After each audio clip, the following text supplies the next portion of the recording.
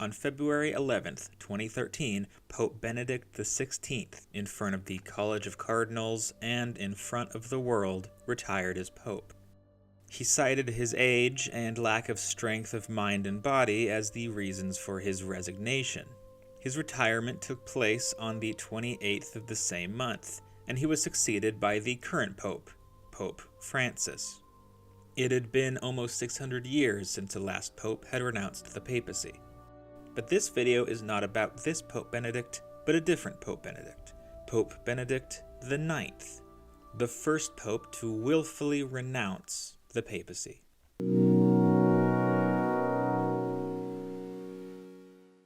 Before we begin, it is important to point out that through the history of the papacy, 99% of popes held the title till their death. Before Benedict IX, there had been a number of popes who lost their position before dying. These men did not do so willingly, however. They were usually driven off into exile. In other words, they were deposed. This is not the case with Benedict IX. Born Theophylactus of Tusculum, the future pope was of noble blood. His father was a feudal lord, the Count of Tusculum. This position was one of the most powerful in medieval Italy, and especially in the city of Rome. He was also the nephew of two previous popes, Pope Benedict VIII and John XIV. Keep these two facts in mind. Not much is known about his early childhood, but when he was a young man, his father bribed the officials of Rome to make Theophylactus pope. Some sources say that he may have been as young as 11 or 12, but most historians agree he was about 20. You may be wondering how this happened. You can't just bribe some random public officials to become pope, right? You have to be elected by the College of Cardinals. We've all seen the CGP Grey video, after all. Well, before 1059, there was no uniform way to elect a pope. Officially, the pope was chosen by a college of bishops in the area in and around Rome, but this election was often a rubber stamp of sorts for the selected candidate. It was usual, for instance, for popes to choose their own successor, or for important kings and emperors to put their preferred man in place. At this time, the officials and nobles of Rome held that power, and so they were bribed by the Count of Tusculum to put his son in this position, making him Pope Benedict IX in 1032. The papacy at this time was as much a political position as it was a spiritual one. The Pope was the monarch of the Papal States, as well as the leader of all of Western Christendom.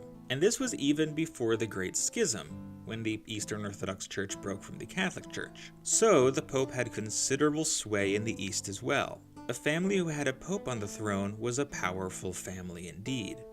And as was previously noted, Benedict had two uncles who were popes before him. And while it's not unheard of for families to have political dynasties in democratic systems, in this instance, it was not so innocent.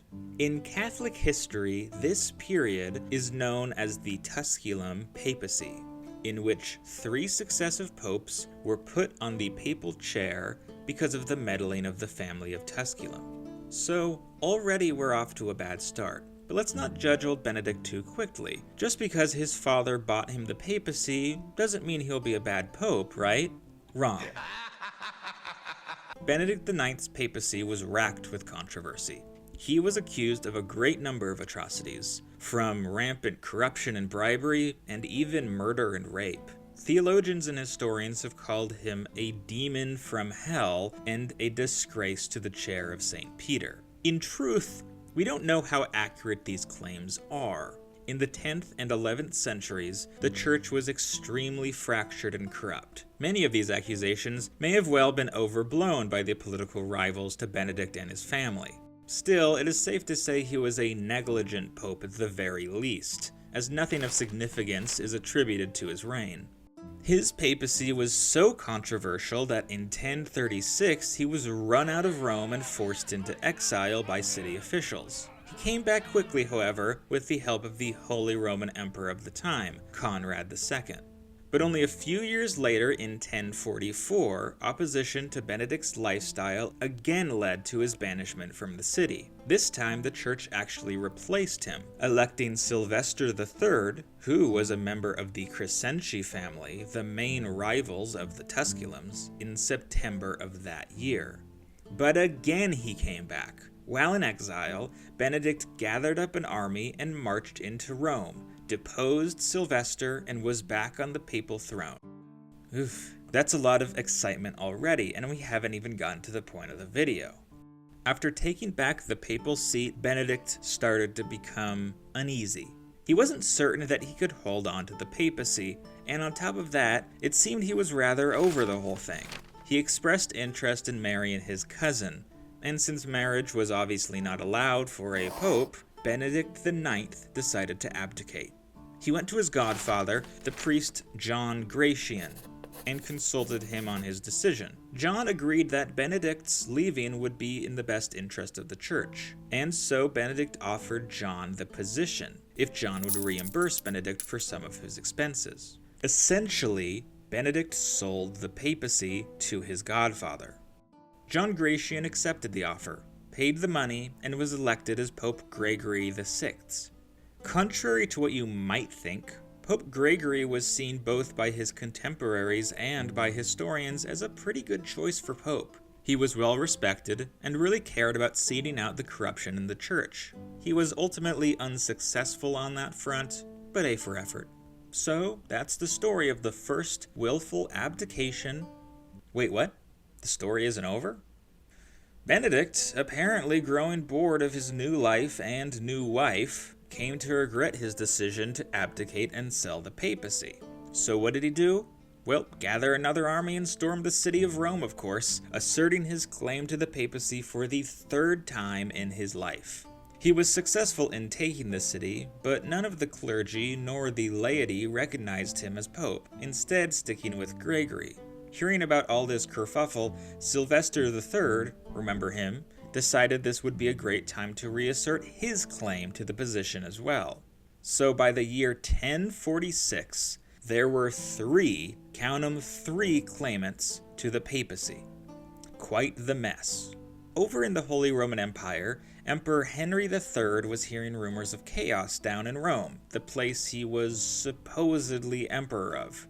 A number of Italian bishops and lay people had sent messages urging him to march down the Rome and bring order to the city. And so he did. In December of 1046, the Council of Sutri was called to try and fix the mess and hash out who would be the next pope.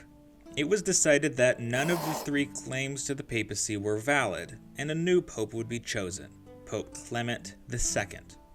Benedict actually didn't show up to the council at all, and refused to accept the council's rulings. When Clement II died, he tried to take the papacy again, but was expelled by German forces. He was excommunicated soon after.